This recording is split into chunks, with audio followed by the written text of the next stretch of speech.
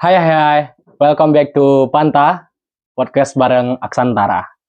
Eh, Kalau kemarin itu di podcast sebelumnya, kalau nggak salah ya bang ya, kita udah mendatangkan tamu yang cukup spesial, bahkan spesial lah. Yang dimana dulu di masa itu beliau Bang Farhan kan berbicara tentang dunia gimana maba, mahasiswa baru dan lain-lain. Dulu beliau menjabat sebagai majelis penasihat anggotanya MMSU dan alhamdulillah sekarang udah menjadi gubernur. Ya. Itu sebagai sultan ya. Dan kali ini kita juga mengundang orang yang gak kalah penting. Maksudnya PPMI 1 gitu lah ya. Kita undang Abang Da Glenn Sofyan Asyauri, Lubis, yang dimana kayak minta waktu beliau ini susah lah mungkin ya, kayak terlalu sibuk. Apa ya? Tapi tapi mungkin kami ucapkan terima kasih lah dulu di awal kan Bang Ya, karena udah datang menyempatkan waktu gitu. Bahkan tadi ada kegiatan beliau seperti itu kan. Mungkin kalau ada pepatah kan Bang yang bilang kayak tak kenal maka tak sayang. Kalau Anda mungkin udah kenal kali kan sama warga-warga MMSU juga. Mungkin nanti sama penonton-penonton gitu kan, sama siapa gitu. Boleh mungkin memperkenalkan diri dulu Bang. Biar siapa sih sebenarnya Abang Daglen ini kok bisa gitu jadi presiden PPMI gitu. Iya ya. PPMI 1 gitu dari banyaknya udah puluhan ribu mahasiswa gitu. Soalnya setelah ini kita bahkan ngebahas tentang mahasiswa juga Bang, tentang Azhar gimana, tentang Kairo gimana gitu lah. Boleh Bang dikenal. Apa aja yang dikenalkan ini? Nama, di bidang apa makanan, aja? apa? Makanan ya. Bercanda Bang. Mungkin kayak sebelumnya Abang udah pernah prestasi apa aja mungkin di organisasi gitu. Siap. Perkenalkan teman-teman, warga HMMSU dan seluruh dunia gitu kan. Nama saya Glenn Sofyan Asyauri Lubis, dari Sumatera Utara tentunya, dari HMMSU. Datang ke Mesir saat tahun 2019 sebenarnya angkatannya. Tapi nyampenya memang di bulan 1 2020 tanggal 11 waktu itu gitu. Nah, kalau di Mesir sekarang sedang proses tamhidi 1 Allah. dirosat ulia, Ya insyaallah mohon Allah. doanya gitu. Ya Allah ya Allah. Kalau ditanya prestasi sebenarnya enggak ya banyak kali prestasi awak ini ya kan. Prestasi di bidang akademis khususnya di Al Azhar di Mesir, alhamdulillah di tengah kesibukan organisasi tentu akademis tetap menjadi prioritas gitu. Betul, makanya betul. Alhamdulillah kali kalau ditanya natijah kemarin, alhamdulillah di wisuda dengan predikat Jajidan Ma'amartabatis Allah ya Allah ya Allah. Aduh. Ternyata beliau ini Masya Allah ternyata. Aduh, gitu. Tipis ya kan. Tipis. Kalau dari sisi organisasi mungkin nggak pernah bisa terlepas dari HMMSU ya, karena memang sejak tahun pertama waktu itu angkatan 2019 itu diamanahi jadi ketua angkatan. Ya Allah. Angkatan El Fahera namanya. Terus kepengurusan di HMMSU waktu itu di zamannya Bang Aris, di zamannya Ihza juga, kemudian tahun setelahnya di zamannya Ibnu itu menjadi MPA. Ya Allah. MPA. Kalau di luar tipis-tipis juga gitu kan. Yes. Ada kalau di luar bukan tipis-tipis lagi menurut Anda Bang, udah A1 semua dulu, pernah di Senat juga kan Bang? Betul ya, waktu itu pernah di Senat, sekaligus sebenarnya menjadi kaderisasi juga. Jadi kaderisasi di HMM, kaderisasi juga di Senat waktu itu di zamannya Bang Aris. Kalau di Senat dulu namanya Bang Gani dari KPMGB gitu kan, dari orang Jawa Barat. Waktu itu kaderisasi, baru tahun depannya itu langsung nyalon jadi ketua Senat. Ya Alhamdulillah terpilih. Tahun depannya jadi MPA Senat. Ya Allah. Tahun semalam berarti terakhir jadi namanya itu ketua Dewan Pengawas Organisasi di Senat gitu. Insyaallah. Kalau di satu lagi organisasi ada PII namanya. PII Pelajar Islam Indonesia di sini. Alhamdulillah karena sifatnya dia pengkaderan gitu kan, maka alhamdulillah saya juga udah menyelesaikan tahap akhir pelatihan di sana gitu. Jadi kalau di PII itu disebut dengan instrukturnya lah gitu. Kalau di PPMI sendiri sebenarnya mengawali karir karir namanya karir.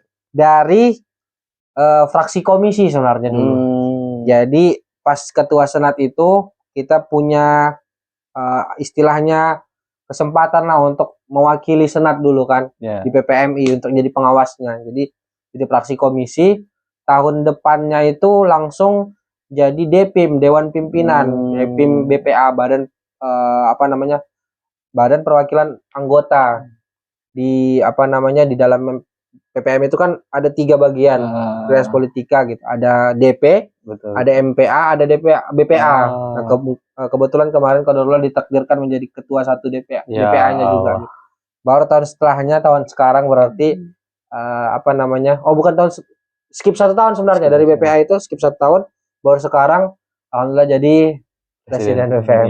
Ya Allah. Itu aja mungkin ceritanya. Kalau menurut abang sendiri nih bang, kayak memungkinkan nggak sih seorang Azhari itu seaktif antum gitu? Maksudnya antum mendapat LC itu dengan jajidan martabati syaraf gitu. Menurut antum gimana tuh bang? Kayak memungkinkan nggak sih atau kayak itu susah gitu? Karena kan sering kita dengar ini kan bang, kayak doktrin-doktrin kalau mau di sini itu organisasi aja gitu. Betul. Mau kerja aja gitu. Atau menurut antum gimana tuh bang kalau gitu? Kalau aku sebenarnya balik ke tadi yang patokan pertama kita gitu. Prioritas utama kita datang ke Mesir ini kan untuk belajar. Jadi belajar itu memang sesuatu yang nggak bisa pernah digantikan, digantikan gitu. Jadi apapun kegiatan kita selain belajar nggak boleh menggantikan yang belajar, karena belajar itu asalnya gitu.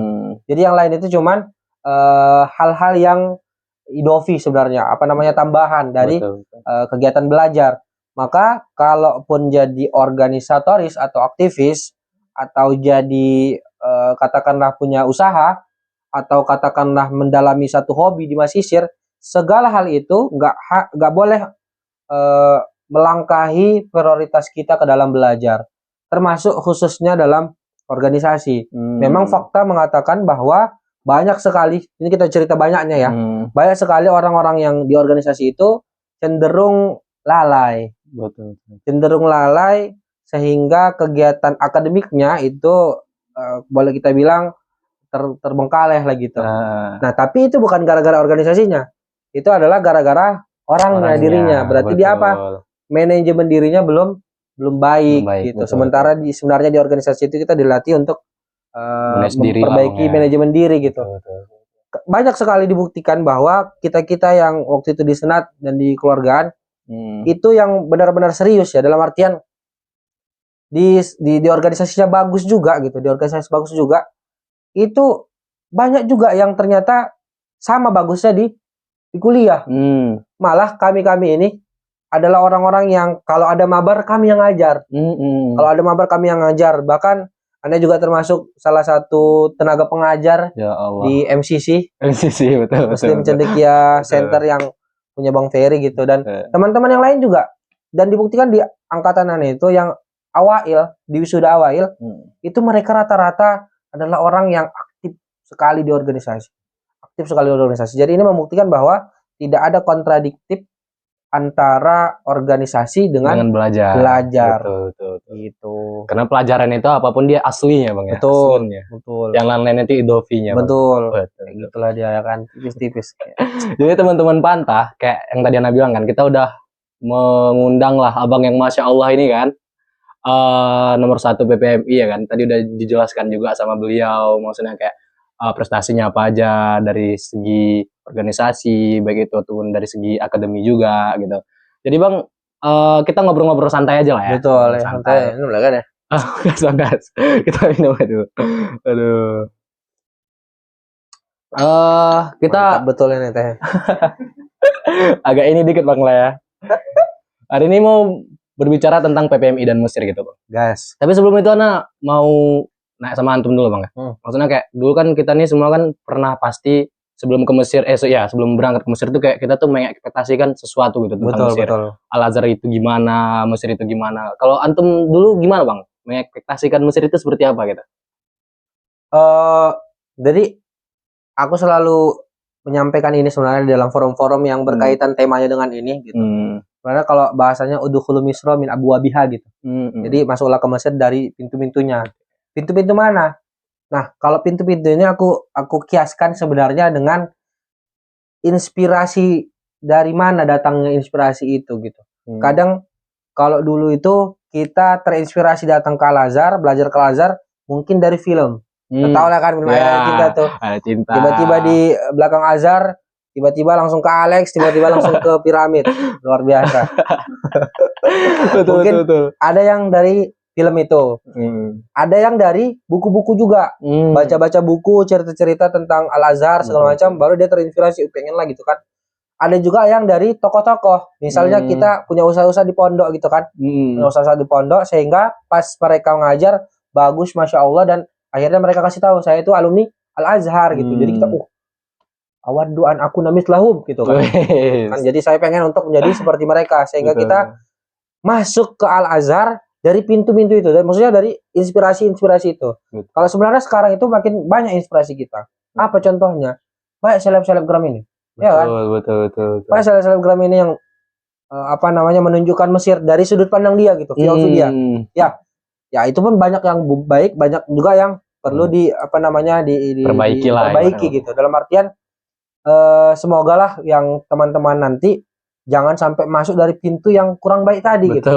Karena apapun yang kita lihat itu yang menjadi patokan pertama kita. Kan tadi cerita ekspektasi kan. Nah, kalau Ani pribadi jujur tertarik ke Mesir itu gara-gara cerita-cerita Ustadz dulu di pondok.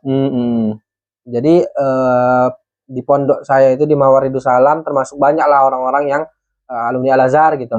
Masuk pimpinannya juga alumni Al-Azhar gitu. Sehingga ketika cerita diceritakan dulu saya maba ketua angkatan Nusantara kata Ustadz pondokannya gitu. Jadi itu juga kenapa ada inspirasi untuk terjun ke organisasi. Jadi apa namanya, jadi top leader. Gara-gara memang dari dulu pas di Indonesia disampaikan bahwa saya ini aktif brand organisasi. Beliau ini pimpinan kita Haji Abdul Wahid Sulaiman itu kan, itu diceritakan kepada kami waktu itu bahwa beliau memang seorang yang aktif di dalam kegiatan organisasi, plus merupakan akademis yang diperhitungkan dalam artian banyak sekali karyanya gitu. Jadi di situ ada ngelihat bahwa ternyata ke masjid ini sayang sekali kalau kita diam. Betul.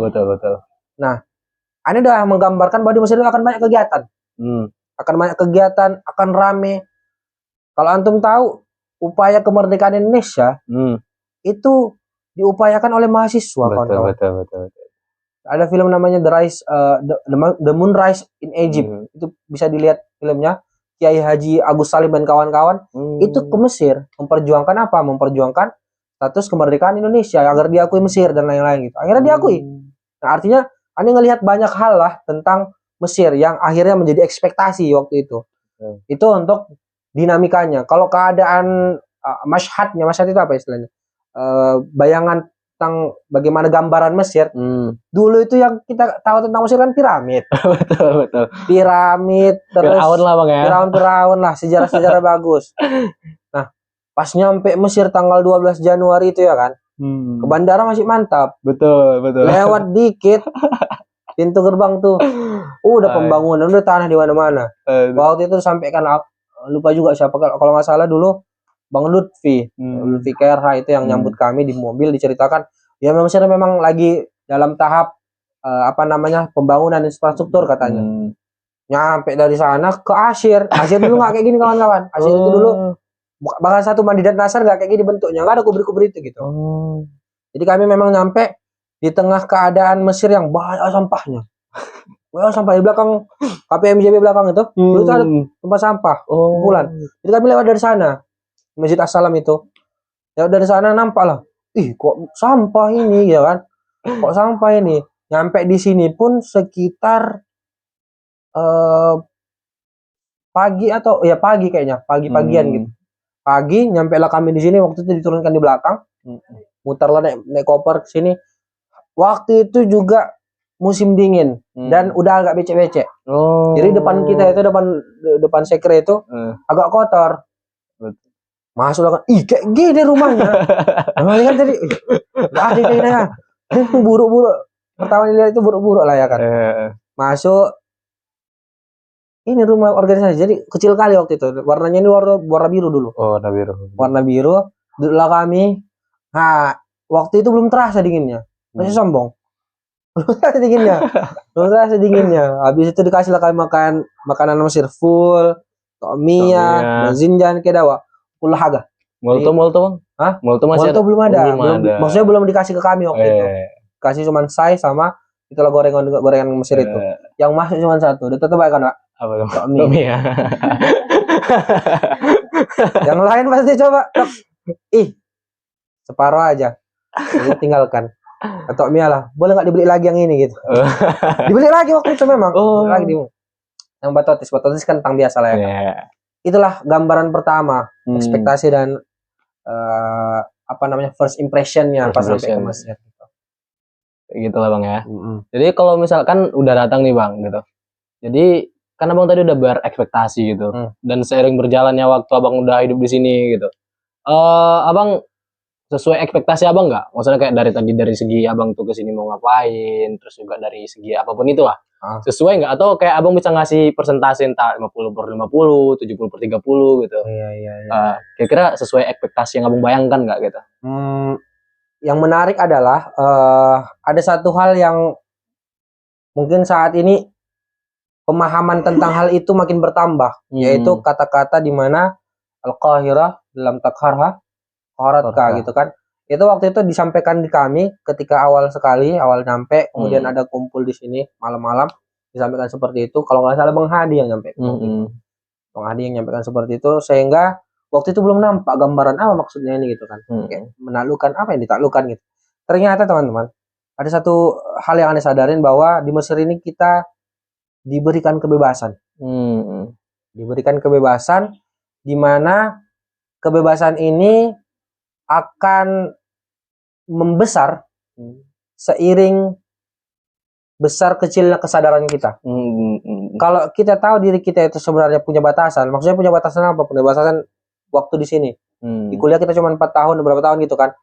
Orang tua juga menunggu di Indonesia dan lain-lain. Kita akan tahu bahwa kebebasan itu harus disingkirkan, harus disiplin sebenarnya. Harus munazzam. Nah, tapi kalau kita tidak sadar, kita akhirnya terbuai dengan kebebasan tadi, sehingga itu yang disebut dengan Qaharatka tadi. Karena Mesir ini kuluha bisa, Pak. Kuluha bisa. Kita mau ngapain? Kita mau interaksi dengan siapapun bisa, mau ngapain pun bisa. Nggak belajar, nggak kuliah juga bisa. Jadi itu benar-benar harus dipahami bahwa kebebasan tadi adalah sesuatu hal yang tidak boleh dibiarkan terlalu besar. Gitu. Jadi kalau ditanya ekspektasi dan realita gitu, yang aku bayangkan adalah Mesir sebagai tempat kita menuntut ilmu, tapi betul-betul menuntut ilmu bukan yang versi disuapin. Betul. Tapi kita yang mencari. Yang menjadi kesyukuran kita adalah dimanapun kita mencari ilmu di Mesir ini segala ruang ada ilmunya. Dengan kita ke Asyir ada Syekh Samir dan lain-lain di sana, qiraat segala macam. Sini juga banyak laki-laki masjid As-Salam, masjid juga banyak di yang terdekat Masjid Sahabat ada kajian tiap sore segala macam. Banyak sekali. Tergantung kitanya sebenarnya apakah kita mau serius untuk menuntut ilmu itu atau kita terbuai. Terbuai itu yang menjadi satu perhatian yang dulu sampai sekarang pemahamannya semakin bertambah di aku pribadi gitu sih. Gitu Bang ya. Jadi Bang, Ana mau nanya lah gitu kan Bang, menurut pendapat Abang pribadi ataupun menurut Abang sebagai Presiden BPMI gitu. Kalau belakangan ini kan kita udah dengar kan kayak di Mesir ini udah terjadi pembudakan mahasiswa gitu. Mahasiswa Indonesia udah banyak kali di sini, itu kan mahasiswa itu kayak udah ribuan bahkan belasan ribu gitu kan Bang kan. Atau bahkan puluhan ribu untuk sekarang ini data fixnya gitu nggak tahu kan.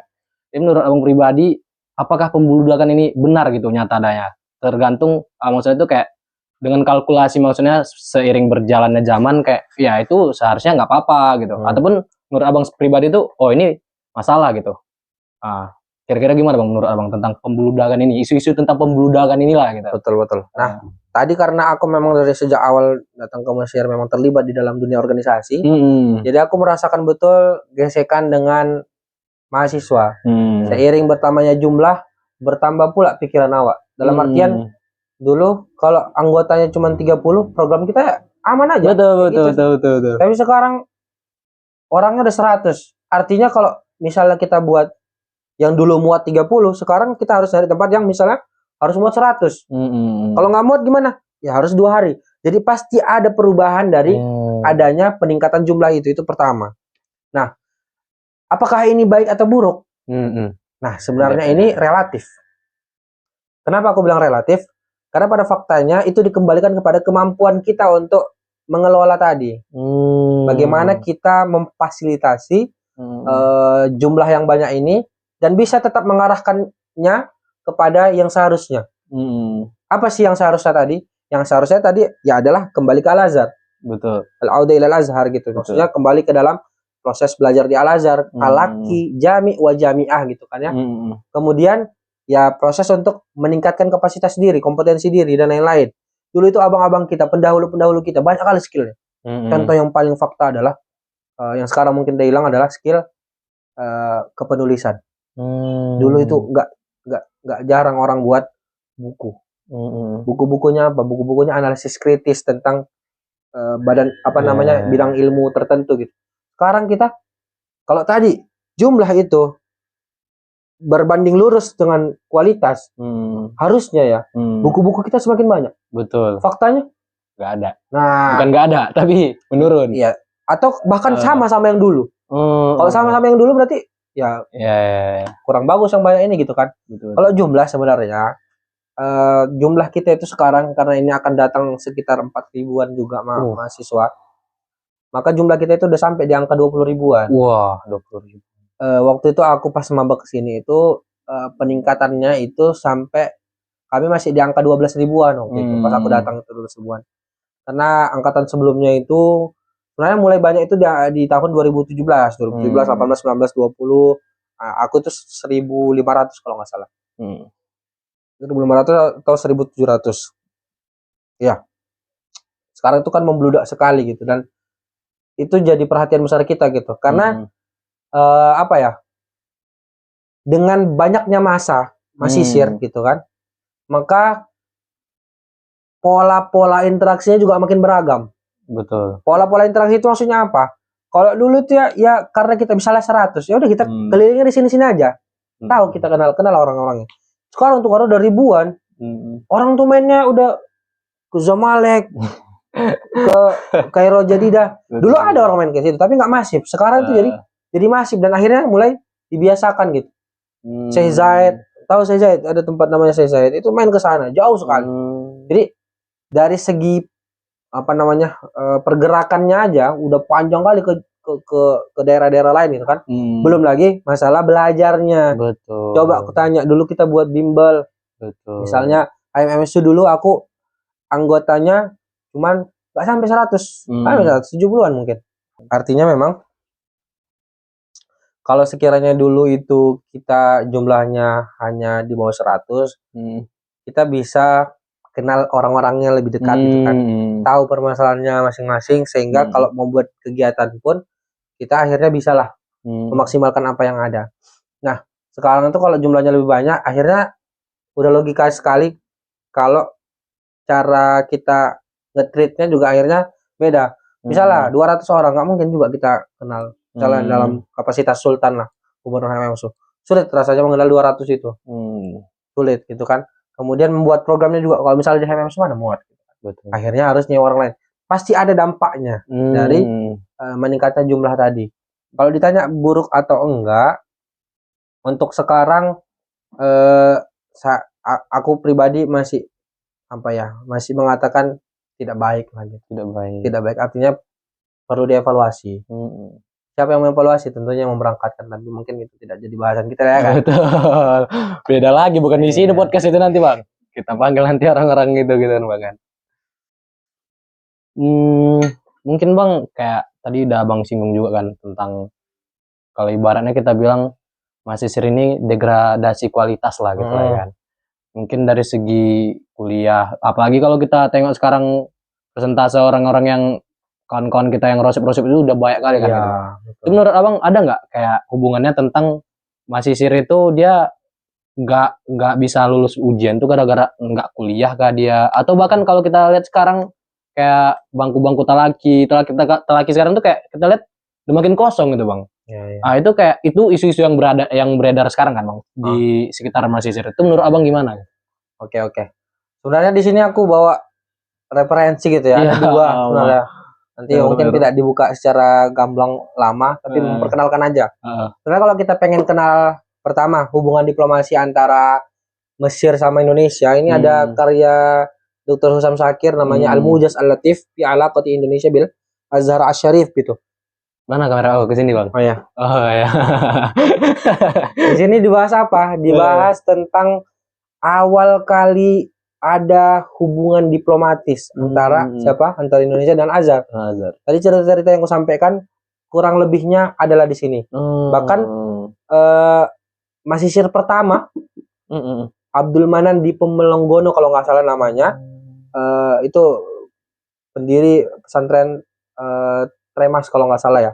Itu ada di sini datanya di kitab ini gitu. Jadi kawan-kawan yang pengen tahu sejarah tentang hubungan diplomatis Azhar dan Indonesia atau Mesir dan Indonesia, bolehlah nanti dibaca-baca ini. Sekaligus nanti di sini aku bawa juga gitu kan. Ada kalau di sini harusnya ini disertasi ya. Coba lihat. Oh enggak, ini tesis. Tesis ternyata. Dari senior kita di Sumatera. Namanya Ustadz Mufid Masmudi Haris Yanto. Dia itu dari keluarga Iqmal sebenarnya. Nah, ini dikeluarkan isdarnya dimunakashahkan itu di tahun 2018. 2018. Di sini apa? Tadi kan ditanya kan. Terkait dengan permasalahan-permasalahan Indonesia dari segi ujian segala macam. Di sini lengkap. Di sini lengkap. Ku coba bacakan satu ya. Boleh, Bang. Boleh. Di sini semuanya pakai data kawan-kawan. Gimana ini biar nampak ke kamera? Oh iya, ada data. Kelihatan nggak ini? Ini kalau lihat ini muskilat khosoh bil muta'allim. Muskilahnya di kalau yang berkaitan dengan muta'allim, mengajar. Ini muskilat imtihan. Apa yang menjadi muskilat imtihan? Kasratul imtihanat at-tahririyah, banyaknya ujian tahriri wasyafahiyah bin nisbati lil fasli ad-dirasi. Jadi banyak sekali maddahnya pas ujian tahriri sama ujian syafahi. Dibandingkan dengan apa? Dibandingkan dengan maddah-maddah yang diajari ketika satu termin gitu. Kemudian ada di sini al-i'timad alal ikhtibarat al-maqaliyah. Jadi dokter itu atau kampus itu berpatokan kepada ujian-ujian maqali. Wa qillatil as'ilah al-maudu'iyah. Kurangnya masalah-masalah yang maudu'iyah. Gitu kan ya. Nah, di sini juga banyak contohnya. Tadi ada di sini permasalahan tentang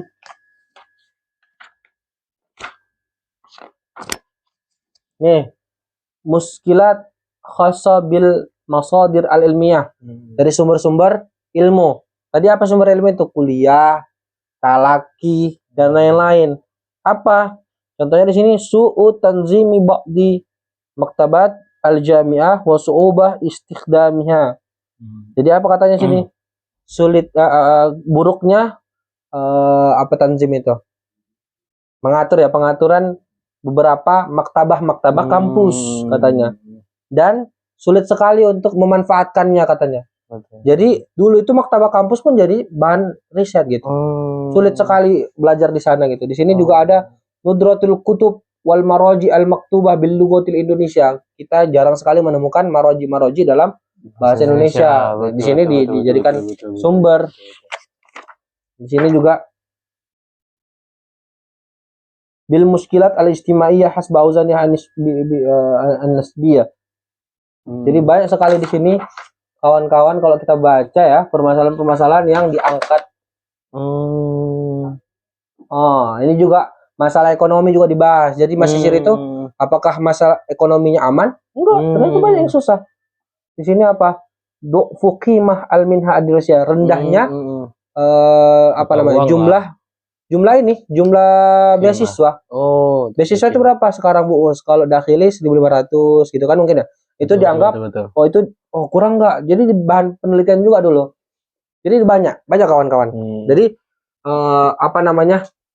Dan data di sini takut lama sebenarnya bukanya. Tapi data di sini menunjukkan dari tahun ke tahun ada peningkatan permasalahan. Ada peningkatan permasalahan gitu.